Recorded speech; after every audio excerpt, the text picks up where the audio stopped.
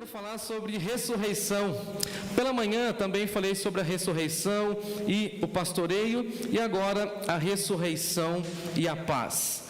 Antes disso, eu estou me guiando nesse tema agora da ressurreição, nesses dois livros, nesses dois textos. Esse aqui é do Timothy Keller, Esperança em Tempos de Medo, onde ele vai falar a respeito da ressurreição e a ressurreição que tira do nosso coração medo. Um livro muito importante, muito interessante. E esse aqui, Viva a Ressurreição, do Eugene Peterson, que também tem sido um guia para as minhas leituras e reflexões nesse tempo de celebração da Páscoa e da ressurreição. O nosso culto semana que vem, que hora que é? Põe seu celular para despertar. A gente vai fazer o nosso culto, depois a gente toma um café. Eu estou então em João, abra aí comigo, João capítulo 20, a partir do versículo 19.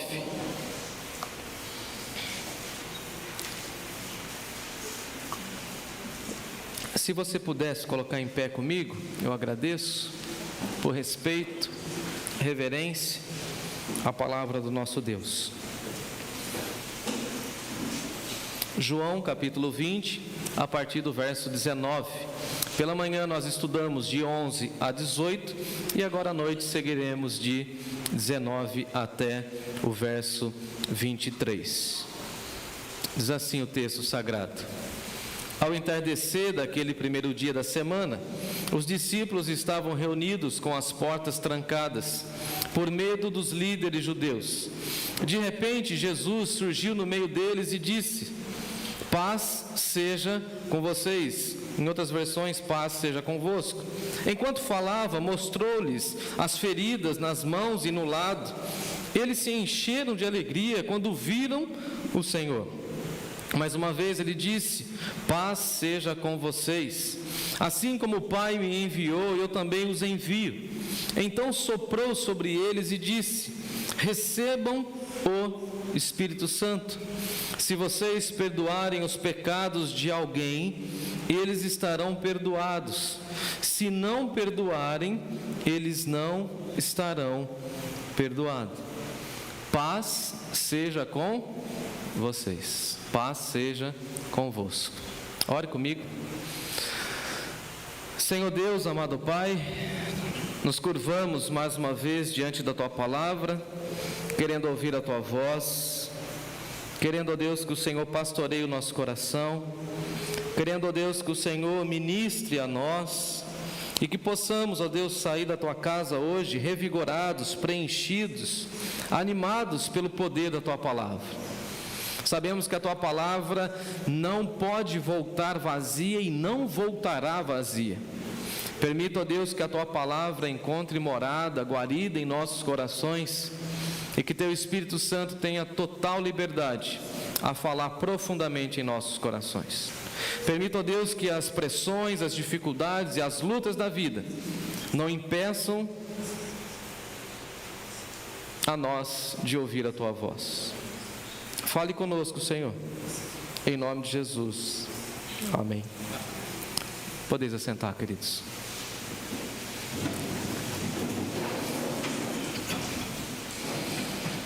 Ressurreição e paz. Você que me ouve ou me acompanha, você sabe que eu tenho ensinado à igreja o poder da ressurreição. E esse momento tão especial que nós podemos celebrar da ressurreição, sabendo que nós já passamos da morte para a vida, que nós, os cristãos, já morremos para esse mundo e que nós confiamos plenamente na expressão de Jesus quando Ele disse: ainda que morra, viverá. Eu sou a ressurreição e a vida. Então Jesus é aquele que detém o poder da vida e Ele então é que pode trazer a vida ou dar significado à nossa vida. Então, a partir do momento quando nós entregamos a nossa vida, o nosso ser ao Senhor, nós gozamos da sua paz, da sua alegria e nós então começamos uma nova trajetória, uma nova jornada da nossa existência. Eu acho até que os cristãos deveriam sempre se lembrar ou guardar aquele dia em que você e eu recebemos o Espírito Santo, confessamos os nossos pecados, e aquele dia da nossa conversão, onde a gente entregou o nosso coração para o Senhor. Quem aqui já fez isso? Louvado seja o Senhor. E nesse dia a paz de Deus invadiu o nosso coração. A gente cheio de conflitos, de pecados, de lutas, e confessamos o Senhor Jesus, e a paz de Deus, a paz de Cristo, aquela paz que invade o nosso coração, que excede todo entendimento, guarda então o nosso coração. Então só a paz quando nós cremos na ressurreição de Cristo, quando nós entendemos que somente Ele pode nos dar uma vida em abundância. Eu vim para que tenham vida e tenham uma vida em abundância, e uma vida em abundância é uma vida na ressurreição. E por que passamos pelo batismo? Para mostrar ao mundo que nós morremos para essa vida e nascemos para Deus. Foi o que o Nicodemos, tão estudioso, tão intelectual, não entendeu. Posso voltar no ventre materno? E aí Jesus fala assim: importa-vos nascer de novo. Tem que nascer de novo, tem que entender isso. E nós nascemos de novo por meio do poder da ressurreição. E Jesus, em seu ministério, ele vem falando do poder da ressurreição. Em nenhum momento Jesus não disse a respeito da ressurreição. Muito pelo contrário, após instituir a igreja em Mateus capítulo 16, Jesus começa a falar da sua morte e da sua ressurreição. Jesus começa a falar o seguinte: é importante que eu vá até Jerusalém, que eu morra, que eu padeça nas mãos dos religiosos, mas que eu ressuscite ao terceiro dia. Ele não furtou essa informação dos seus discípulos, mas aqui nós estamos diante de um texto onde os discípulos ainda estavam completamente apavorados, com medo, por conta da morte do Senhor Jesus. Como nós estudamos pela manhã, o texto fala que Jesus ressurgiu no domingo, que Jesus conversa com Maria, e se você não ouviu a mensagem, a reflexão da manhã, procure depois no nosso canal do YouTube, onde Jesus fala: Maria ouve a voz de Jesus, ela entende que é Jesus, ela abraça Jesus, ela sai daquela situação de choro para um momento de alegria, e agora então Jesus aparece novamente para os seus discípulos. Veja que é a primeira aparição de Jesus para o círculo apostólico. A gente às vezes tem a tendência, eu diria até a mania, de crucificar o Pedro. E a gente fala assim: o Pedro negou. E a minha pergunta para vocês é assim: quem negou Jesus? Quem negou Jesus? Do Pedro a gente tem um relato. E dos outros? Ninguém ficou. Abandonaram geral. Todos abandonaram. Só que nós temos o registro de que aquela criada chega para Pedro e fala o seguinte: olha, você fala igual aos outros. Aí ele fala assim: não falo não. Você estava junto com ele, a gente viu você andando junto com ele. Ele estava lá na fogueirinha, ele falou assim: nunca andei. Não, você conhece. Ele falou: não conheço tal homem. E aí o que aconteceu com o galo? O galo canta para mostrar que Pedro havia traído Jesus, mas os outros também ficaram com medo. E esse texto vai mostrar para nós que o medo levou os discípulos a ficarem trancados, porque agora também eles estavam com medo, não somente por conta de Jesus, mas por conta das suas próprias vidas. Eles pensaram o seguinte: se eles mataram o nosso líder e todas as pessoas viram a gente andando com ele, automaticamente também nos prenderão e nós seremos executados. Então veja no texto que tudo se desenrola no domingo. Isso aqui é importante a gente ressaltar mais uma vez, porque em algum momento da sua existência, alguém vai chegar para você e vai falar que o dia sagrado é o sábado, olhando lá no retrovisor do Antigo Testamento. E porque nós guardamos e temos o entendimento de que o domingo é de fato o dia do Senhor. Por quê, igreja? Porque Jesus ressurgiu no domingo, no primeiro dia da semana. Ele se encontra com Maria, e agora no primeiro domingo da semana ou no primeiro domingo, no primeiro dia da semana, no domingo, ele aparece lá para os seus discípulos. A igreja estava de portas fechadas, que foi o sermão que eu preguei dentro desse texto no ano passado, no aniversário da igreja. Jesus visita a igreja está fechada. Primeiro domingo, após a ressurreição, a igreja está fechada. E fechada por quê, irmãos? Porque os discípulos estavam com medo. E eles estavam apavorados. E interessante, porque Jesus fala o seguinte: olha, de repente ele aparece. E é interessante porque essa aparição do Cristo ressurreto vai fazer com que a igreja no primeiro século clamasse pela experiência de ver Jesus. Então todo domingo a igreja no Novo Testamento, e Paulo vai registrar isso, a igreja falava o seguinte: Maranata, ora vem Senhor Jesus. Era esse clamor da igreja, e esse deve ser o clamor da nossa igreja durante toda a nossa existência. No domingo, quando nós nos reunimos, qual que deve ser a nossa oração e o nosso clamor? Ora vem Senhor Jesus. E tem um hino do cantor cristão que eu acho fantástico. Você estava tirando sarro de mim, né? Que eu falo fantástico, né?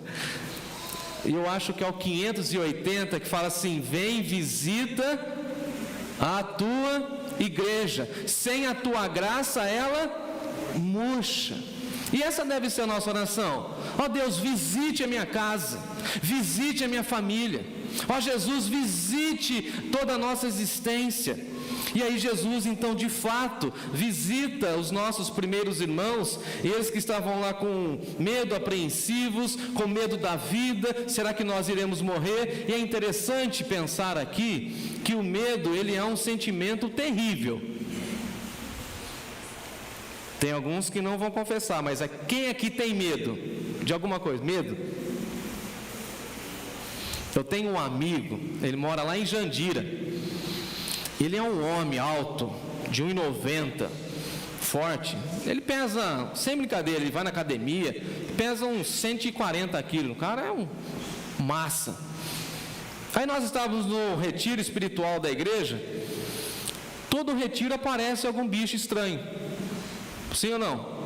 Sapo, cobra.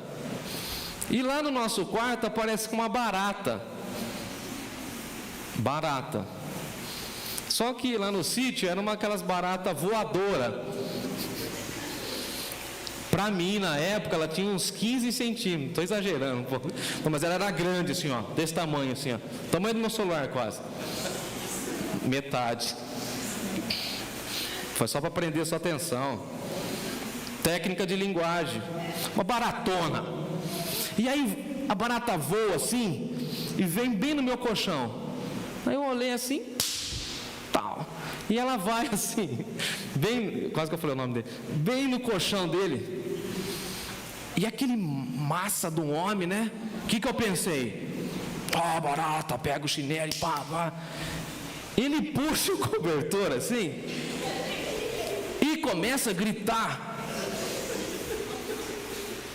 E quem me conhece sabe disso, né? Eu lá da minha cama eu falei: fala grosso, rapaz. E ele fez uma vozinha fina. Depois vocês ficam tirando sarro de mim, eu tenho medo de barata. Mas você tem 1,90, cara. E do que você tem medo, Jefferson? Eu não tenho medo de nada. Mentiroso, pecador. Estou andando no pátio lá do sítio. Vem um galo, tenho pavor de galinha. Só o galo me vê, o galo partiu para a minha direção, eu pulei falou: você tem medo de galinha. E o medo nos paralisa. Eu não tinha medo de cachorro até eu tomar uma mordida no pitbull em Campinas, quando eu estava no seminário. Passando na frente de uma oficina mecânica, o mecânico acolheu uma fêmea de pitbull. Eu passando na rua, vindo do seminário, 11 horas da noite, Campinas, ela vai, pega na minha perna, precisei tomar aquelas injeções em volta do umbigo, negócio terrível. Tenho pavor de cachorro grande. Quando eu vou na casa de alguém e falo assim: ele não morde, ele não faz nada, o bicho está desse tamanho assim. Tenho medo. Você vai entrar, pastor? Não entro. Essa semana eu fui na casa de uma pessoa: pode entrar. Não entro. Tranca esse trem aí, não entro. Você tem medo? Lógico que eu tenho. Eu vou falar lá no culto. Eu falei, não acredito. Eu falei, pode assistir, domingo eu falo, não tenho medo. Algum medo nos paralisa. E a igreja ficou paralisada por causa do medo. Agora, veja que o medo é o primeiro sentimento pós-pecado. Antes do pecado, o ser humano não tinha medo. Eles estavam andando no jardim, conversavam com Deus todo santo dia. Diz o texto em Gênesis que na viração do dia, Deus vinha lá conversar com Adão e Eva, correto? Mas depois que eles pecam, eles ficam com medo, fogem, procuram lá um arbusto para se esconder. E aí quando Deus fala assim, onde estás? Qual que é a fala de Adão? Me escondi porque tive medo. Agora veja, quando nós estamos com medo, vem Jesus, tira o medo e nos apresenta a paz. Louvado seja Deus. Onde o pecado colocou o medo, a desconfiança, vem Jesus e coloca a paz, mas a paz da sua ressurreição. Em outras palavras, fiquem em paz, igreja, porque eu estou visitando vocês. E a nossa oração deve ser essa: vem Jesus, visita a tua igreja e tira de nós o medo, tira de nós as preocupações, tira de nós essa ansiedade crônica, tira de nós essas lutas sem fim e coloque sobre nós e derrame sobre nós essa paz que o Senhor tem. Fantástico pensar que Jesus se apresenta na igreja, que Jesus entra na igreja e João vai dizer o seguinte: as portas estavam fechadas, trancadas. Se fosse no nosso contexto, o Carlão já tinha fechado a porta, mas Jesus entra com a porta fechada e eles reconhecem que é Jesus. Jesus se põe no meio deles e fala o seguinte: paz seja convosco. Vocês estão com medo, eu vim aqui trazer a missão de paz. E essa missão de paz, essa mensagem de paz, vocês têm que levar para outras pessoas. Fazendo uma aplicação agora, você conhece alguém que precisa da paz de Deus? E qual que é a nossa missão, se não ir na direção dessa pessoa e falar o seguinte: paz seja sobre essa casa, paz seja sobre essa família. Na última quinta-feira, a Natália e eu entramos na penitenciária de Votorantim, feminina. Tivemos contato com 2 grupos de 80 mulheres. Tivemos que passar lá pela revista, aquela coiseira toda, e não sei o que, papapá, beleza? Mas aí nós fomos lá em missão onde a gente passava no nosso coração: paz seja sobre essa cela, paz seja sobre esses profissionais, paz sobre essas pessoas que estão aqui, paz, paz, paz. E aí a moça fala o seguinte para nós, a psicóloga: 70% desse pavilhão aqui estão aqui por conta de dependência química ou de tráfico de drogas. E a nossa oração como igreja é o seguinte: paz seja com vocês, parem de fazer isso, mudem de vida, paz seja sobre vocês. Nos casamentos em conflito, qual que é a nossa mensagem cristã? Paz seja sobre essa casa. Na empresa, no trabalho, nos grupos do WhatsApp, naquele grupo do WhatsApp que ferve por conta de política, paz seja com todos. Na nossa região, na nossa cidade, paz sobre Sorocaba. E Jesus envia de 2 em 2, e a mensagem deles é o seguinte: que haja paz nessa casa. E Jesus fala o seguinte: se alguém receber vocês, a paz de vocês vai para aqueles filhos da paz. E a gente fica preocupado quando as pessoas não nos aceitam. A gente fica preocupado quando a gente é perseguido. A gente fica preocupado quando as pessoas não entendem aquilo que nós estamos fazendo. Mas eles irão nos perseguir, não tem jeito. A pergunta é o seguinte: você vive em paz? Porque se você vive em paz, você vai levar essa paz. E Jesus chega na igreja e fala o seguinte: eu tiro o medo de vocês e coloco a paz. E agora, assim como o Pai me enviou, eu também vos envio. E durante essa semana você terá contato com 1000 pessoas e você tem que levar a mensagem de paz. e você é um pacificador nessa sociedade, porque você teve um encontro com Cristo ressurreto, porque você se encontrou com Jesus, que a sua vida agora está tomada dessa paz. No Natal, por exemplo, a gente gosta de lembrar daquele texto de Isaías, que Jesus seria o príncipe da paz. Miqueias, apontando para Jesus, fala o seguinte: esse será a nossa paz. E Jesus prometeu que nos daria paz. Quem aqui sente paz no coração que vem de Jesus? Quem? Lembra de Jesus? Deixo-vos a minha paz. A minha paz, essa paz que eu tenho com Deus, eu deixo com vocês. Eu não dou como o mundo a dá. Não se turbe o vosso coração, credes em mim, crede também no Pai. Eu vou deixar com vocês a minha paz. Agora, paz aqui é a shalom de Deus, é bem-estar de Deus, é prosperidade de Deus, é saúde que vem de Deus, é a nossa vida alinhada com o plano de Deus, com o propósito de Deus. É quando nós estamos alinhados com aquilo que Deus tem para a nossa vida. Sabe quando a gente desfruta da paz, irmãos e irmãs? Quando a gente vive no perdão, ou debaixo do perdão, na esfera do perdão. E vem Jesus e fala o seguinte para nós: paz seja convosco.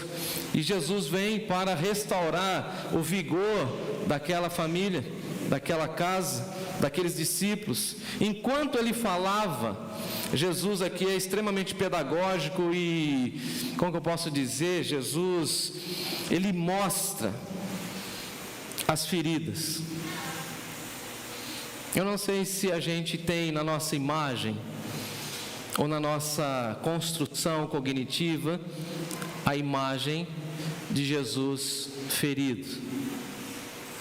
Nós não gostamos nem de falar nisso. Quando eu começo a falar, as pessoas fazem assim, ó. Mas é para a gente sentir o amor de Deus. Jesus chega para os discípulos e fala o seguinte: sou eu estou aqui, eu vou mostrar para vocês, eu vou mostrar as feridas nas minhas mãos. E aí Jesus começa a mostrar as feridas, lembrando dos pregos. Semana, vendo o Mário trabalhar, eu vi uns pregos, pequenos até, né, Mário? Pequenininho assim. E aí eu fui fazer compra na casa de material de construção e falei assim: qual que é o prego maior que você tem? Aí ela me deu, desse tamanho, que eu vou trazer semana que vem para mostrar para você. Desse tamanho. Não sei que tamanho que é aquele, Mário, um grande assim, grosso. Timóteo, vem aqui. Vou ensinar para você o amor de Deus. Pegar uma madeira grande, pegar uma marreta que era do meu pai, coloquei o prego lá. Isso aqui, ó, Deus chamou assim, ó, lá na cruz. A Natália não estava, senão ela não ia deixar. Pá! Tá! Na terceira ele falou: já entendi. Eu falei: meu filho, agora você imagina um prego desse passando dentro da sua mão. Está as duas assim e está o soldado lá. Você imagina, meu filho? Na terminologia dos pés, e quem trabalha aí com... Cadê eles, Ângela? Está dando aula, né? Com a reflexologia, sabe que os pés são sensíveis. Eu, inclusive, faço tratamento pelos pés. E aí passa o prego.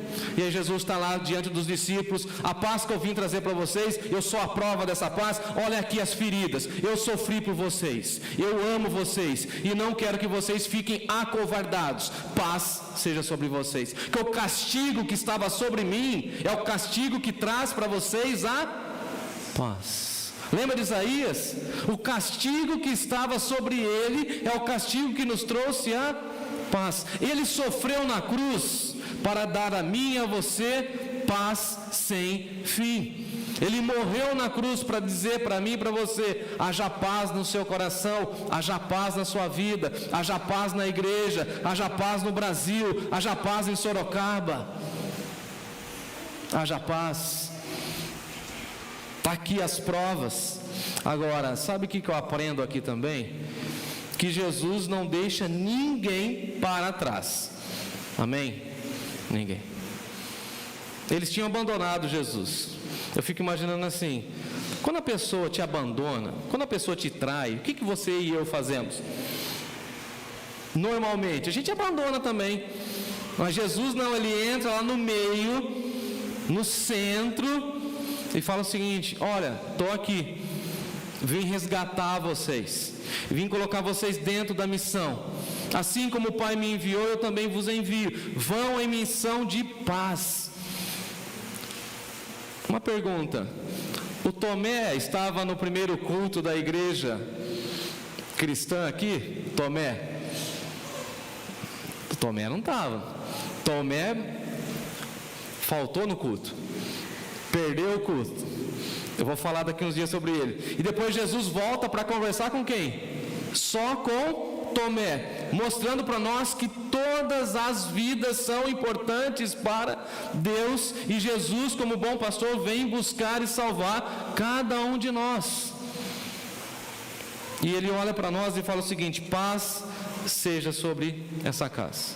E aí, acompanhando os textos do Antigo Testamento, a gente vê o salmista dizendo o seguinte: paz seja sobre Israel. E eu gostaria muito, em nome de Jesus, que você fosse para a sua casa, para essa sua semana, com essa mensagem de paz. Que você entrasse na sua casa hoje, levantasse as suas mãos e falasse assim: que a paz de Deus reine aqui. Faça isso. Entra no seu quarto e fala assim: que a paz de Deus reine nessa casa. Vai lá no leito do seu filho, fala assim: que a paz de Deus repouse sobre o meu filho, que meu filho, a minha filha, seja guardada pelo Senhor. Amém? Quando você entrar nessa porta assim, fala o seguinte: que a paz de Deus reine na nossa igreja. Porque onde há desunião, a paz de Deus não reina. Mas aonde há união, Deus derrama a sua santa e bendita paz. Marido, para de brigar com a sua mulher. Mulher, para de pegar no pé do seu marido. Declare a paz um para o outro. Alguém levanta a bandeira de branquinha de paz, fala assim: vamos viver em paz. Os conflitos nossos, vamos viver em paz. Jesus entra no seio da comunidade cristã e fala assim: essa é a primeira mensagem. Vocês estão entendendo? A primeira mensagem de Jesus após a ressurreição é a mensagem de paz. Paz. E essa paz que a gente sente na nossa alma não é porque tudo vai bem.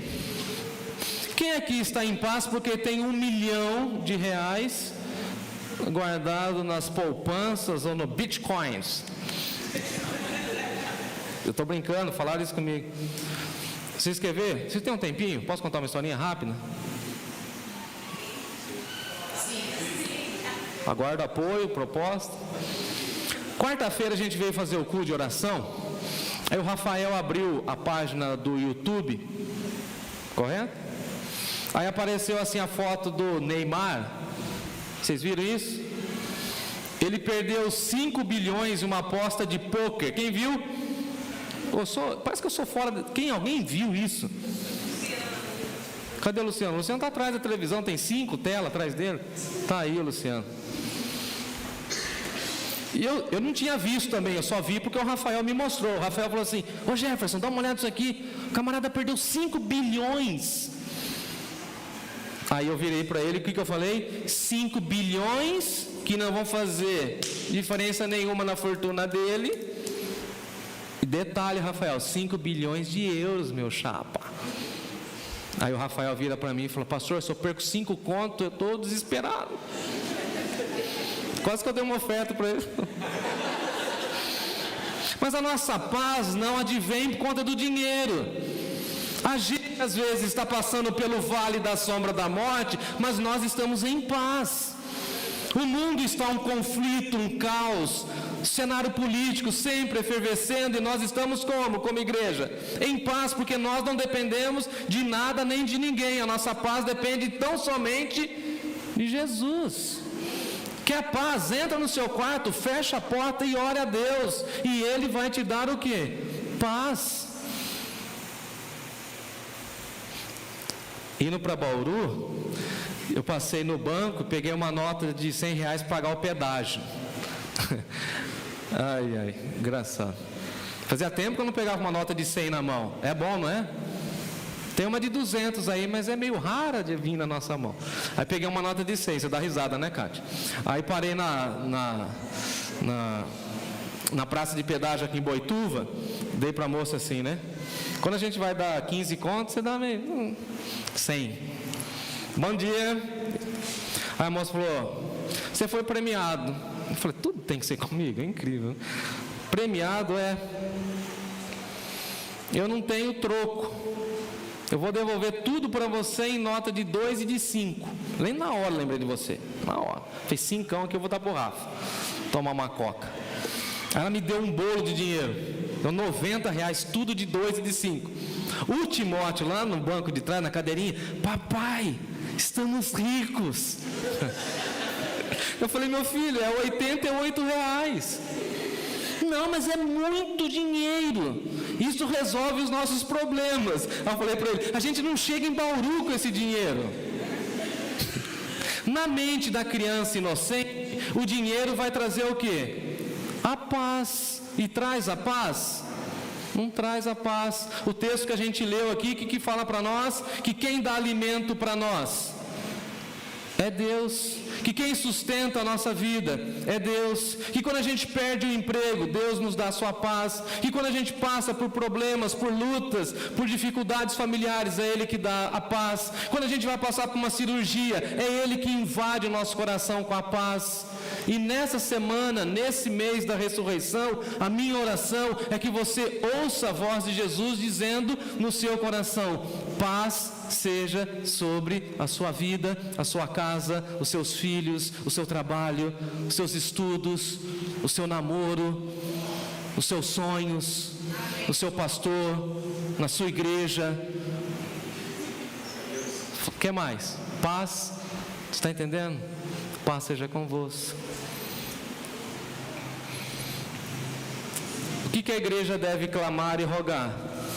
Paz sem fim. E o reino de Deus é o reino de paz e não de confusão.